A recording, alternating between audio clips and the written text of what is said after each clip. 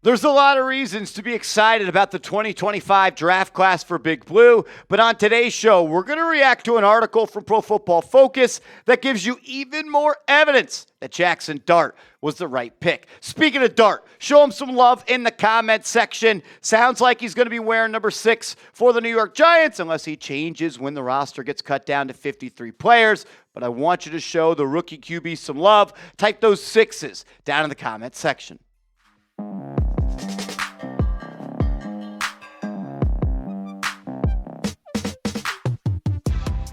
Welcome into New York Giants Now by Chat Sports. I am your host, Marshall Green. Let's dive into it. Pro Football Focus came out with an article where they made a list of the top pairings and the best situations for rookie quarterbacks.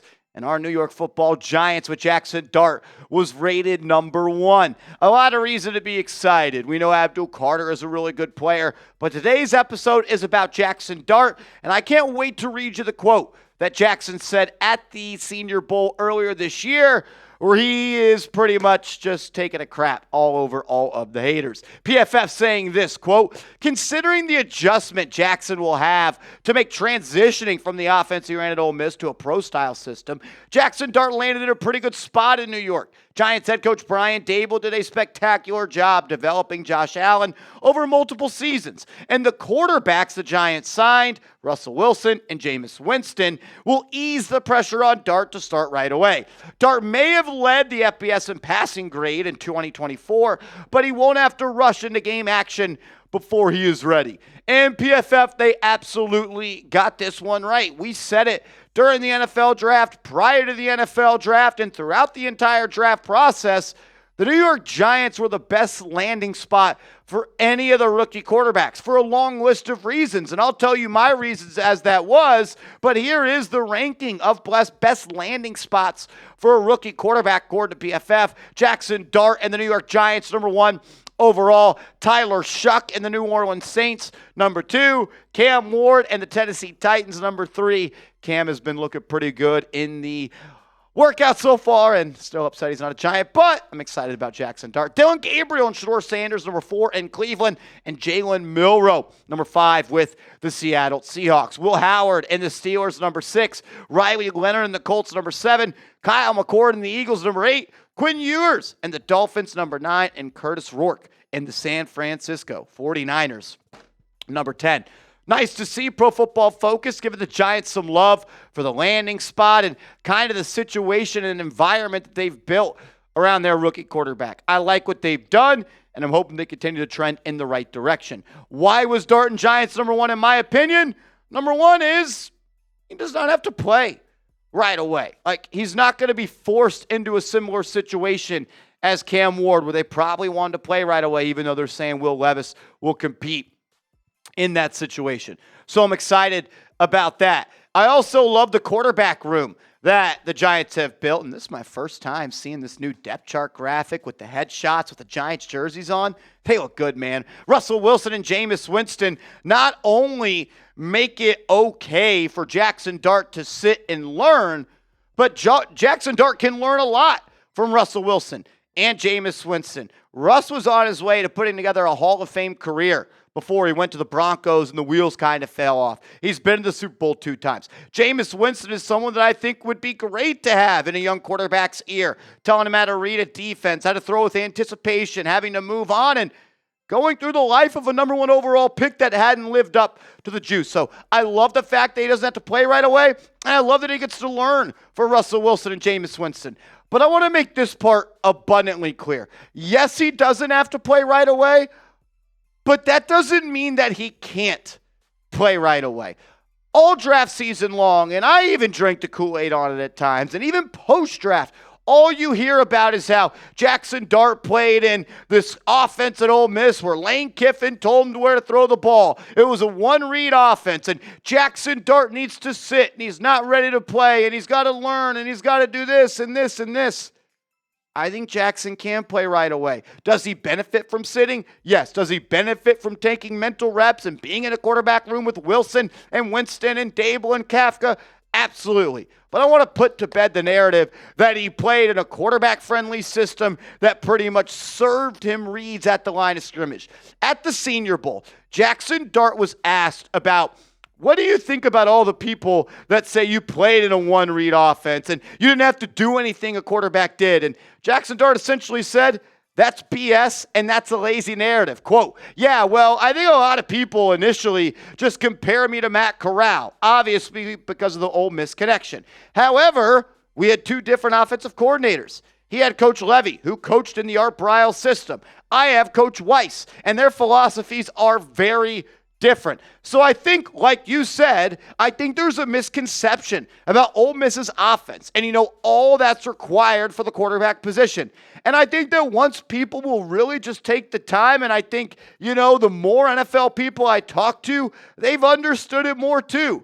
The more tape that they've watched, with all that on top of the quarterback's shoulders, we get in multiple different personnel groupings. We do a lot of shifts, motions, play actions, soft show actions, drop back, full feed progression passes, mix in a few RPOs here and there. We didn't do a ton of it this past year. Got to do a lot of empty sets, one high, two high reads, man, zone reads. So, there's a lot involved in this offense for sure. And you could hear that Jaxson Dart, and you could just go find the clip that's on the Locked On Colts page on YouTube. You can go check it out, him speaking at the Senior Bowl. Dart is tired of hearing that comment because he goes back and answers it again and shows even a little bit more, I don't want to say frustration, but he's just tired of hearing that nonsense. And I think it was even overblown by myself that obviously Lane Kiffin puts together a quarterback-friendly system. It would be dumb for a coach not to do that in college. But to act like Jaxson Dart's got to relearn to play the quarterback position, I think has been overstated. The next question at the Senior Bowl that Jaxson Dart responded to was, quote, the system isn't the most NFL type of system that you played in. And Jaxson Dart immediately pushed back on that, saying, yeah, I think that's an interesting comment, honestly, because the concepts that I'm running here are the same concepts that I ran in college. At the same time, Coach Kiffin coached in the NFL. So he was an NFL head coach. So he runs, an NFL system. And then Coach Weiss also coached in the NFL with his dad being an offensive coordinator and winning Super Bowls for the Patriots. So like I said, I just think there's a misconception. The stuff that we're running here at the Senior Bowl, it's the same concepts I ran at Ole Miss. It's just a little bit more wordy. I love how confident that Jaxson Dart is in himself, in his ability, and how he plays the quarterback position. I don't always like to bring it back to Daniel Jones, and we will a little bit in this video. There's no, No, it's just confidence. This is juice. This is standing on 10. Like, this dude believes in everything that he says, and you can just feel how confident he is in himself. Like, do I think Jaxson could benefit from sitting? Absolutely. Do I think he should play week 1? No. But let's say worst thing comes to worse, and Russell Wilson and Jameis Winston are hurt in preseason and training camp. I think he could play week 1, and I think he could do a decent job. And I think that Brian Daboll can scheme up an offensive attack and scheme to get the most out of a young Jaxson Dart. He had Daniel Jones win a playoff game. And Jaxson Dart has way more talent than Daniel Jones. Can he benefit? Yes. Does he need to sit? I don't know. I think it's a little bit overstated. I also think it's a big plus in the department of landing spots for rookie quarterbacks that he gets to work with Brian Daboll. And he gets to work with Mike Kafka. And he gets to work with Russell Wilson. And he gets to work with Jameis Winston. Brian Daboll and Mike Kafka are two guys that get a lot of credit for the development and maturation of maybe the two best quarterbacks in the NFL. Josh Allen, Brian Daboll, Patrick Mahomes, Mike Kafka. I know that Andy Reid's going to get all the loving from Patrick Mahomes, but Mahomes, when he was hired by the New York Giants as their offensive coordinator, he got a lot of love from Patrick Mahomes. And I love having two coaches that have each spent time in the early years of great quarterbacks like Patrick Mahomes and Josh Allen. Look, I don't want to continue this trend of comparing Allen to Jaxson Dart. It's not fair to Dart. It's not fair to Allen. Allen may be the best player in the National Football League. If Jaxson Dart is a half as good of a quarterback as Josh Allen, we would all be happy in that. But what I do want to paint the picture of right here is Brian Daboll was able to take an extremely raw, not NFL-ready quarterback in Josh Allen and help him get to the player that he now is. I mean, Josh Allen in his rookie season completed 52.8% of his passes. He threw 10 touchdowns to 12 interceptions, and he had a turnover-worthy play percentage of 5.1%. You want that turnover-worthy play percentage to be low, meaning you don't have a lot of turnover-worthy plays. Completion percentage up from year 1 to year 2, and then up 10 percentage points in year 3. The touchdowns double from year 1 to year 2. The interceptions come down by 3. And then from year 2 to year 3, the touchdowns double, and the turnover-worthy play percentage is at an all-time low. Look, I want to make this clear as well. Josh Allen deserves all of the credit Josh Allen deserves all the credit for the growth that he had early on in his NFL career.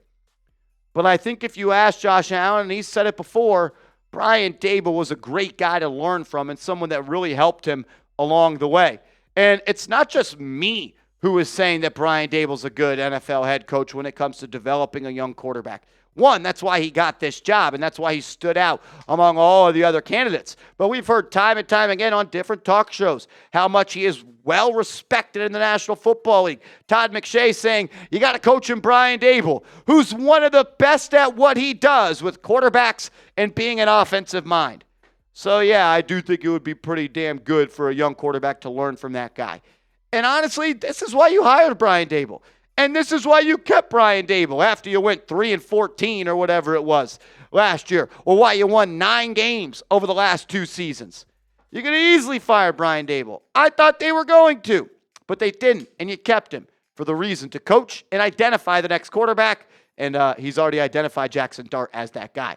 I also love the New York Giants have some blue-chip talent around Jaxson Dart at extremely important positions. I understand the Giants did not win a lot of games last year, but there were a couple of reasons for that, and every team that wins 3 games will tell you that. But it's not often that a rookie quarterback gets to come in day 1 for the next 10 years. He has arguably a top 10 wide receiver right next to him. Malik Neighbors put together maybe the best rookie receiving season we have seen since Odell Beckham Jr. This man played in 15 games last year with Daniel Jones, Tim Boyle, Drew Lock, and Tommy DeVito, and put up 109 grabs for over 1,200 yards and 7 touchdowns. The worst QB room I've ever seen. And he put up those type of stats. So it's nice to know that Malik Neighbors is going to be the go-to man for Jaxson Dart, hopefully their entire career. And that's a really good match. Like, Darius Slayton's a solid wide receiver too. If Wan'Dale Robinson can progress a little bit more and be a little bit better than he has, that's a solid slot receiver. Am I saying the Giants' wide receiver room is special? No. But having Malik Neighbors as the go-to option for Jaxson Dart early on in his career is only going to help him develop. You also have a blue-chip talent, an all-pro level talent at the left tackle position. So you got a star wide receiver and you got a star left tackle. I think any rookie quarterback would love to be in an offense like that. Andrew has to stay healthy. We know that. Playing in just 6 games last year. We've seen the Giants season somewhat fall apart after injuries to Andrew Thomas. But I like the offensive line the Giants have right now. And I like the commitment they had early on in the offseason to add some legitimate depth. James Hudson III's a decent swing tackle. There's no great swing tackles, or they would be starting tackles. But you went out and you threw 2 darts in James Hudson and Stone Forsythe to be that guy. You drafted Marcus Poe, who I think is going to be a contributor for this team for a long time. You brought back Aaron Stinney. You move Evan Neal to right guard. You bring back Greg Van Roten. So is it a perfect O-line? No. But with Andrew Thomas and Malik Neighbors, you got at least 2 positions that are really important filled with extremely good football players. And, the bar is really low. We had people celebrating Daniel Jones after he threw 15 touchdowns in a season. They gave him $92 million after 15 passing touchdowns. The bar and the hunger for this organization, as well as just the fans, to be able to embrace and fully back and root for a young quarterback is there. Like, this organization is starving. This fan base is starving for success. And the bar is low. Like, I know Daniel Jones won a playoff game. Major credit for that. The bar is very low that Jaxson Dart has to cross over. And I think Dart's done a good job of already opening up who he is and showing that he's someone that people can rally around. I'm really pumped up about Jaxson Dart. I am.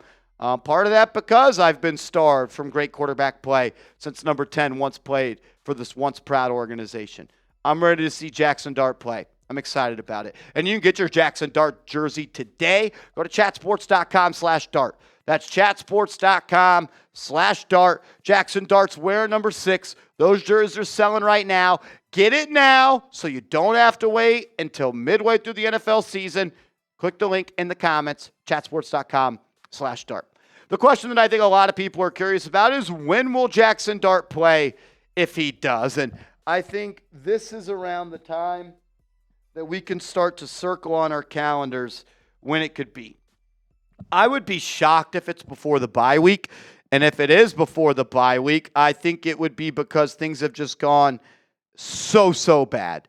But maybe week 15 against the Commanders is that first start. Maybe week 16 against the Vikings is that first start. In my record prediction, I had the New York Giants at 6-8. 6-8. Yeah, 6-9. 6-9 after week 16. And I decided to bench Russell Wilson, which would mean Jaxson Dart would start week 17, his first NFL action against the Raiders, and close it out with the Cowboys. And I also have Jaxson Dart winning both of those ball games to get the Giants to 8-9. I think anywhere after the bye would be a time that the New York Giants look to turn it to Jaxson Dart. If things don't get started earlier and better for Russell Wilson or Jameis Winston, maybe it's earlier. I don't know. A question that myself and producer Smitty have been talking about here on this channel and when we've been hanging out is 2.5 starts for Jaxson Dart. We're going to set the line right there. 2.5 starts. Type O for over, meaning he starts at least 3 games, or U for under, meaning he starts 2 or fewer games this year. Sound off for me in the comments, and make sure you are following me on social media. I'm on Twitter. I'm on Instagram. Same handle on both platforms, @MarshallGreen_. Hit me up over there. Give me a follow. Send me a DM. We could chop it up. And as always, make sure you are subscribed to the channel. We're on our way to 100,000 subscribers. We need your help. So if you love the Giants and you want free videos every day, hit that sub button right now.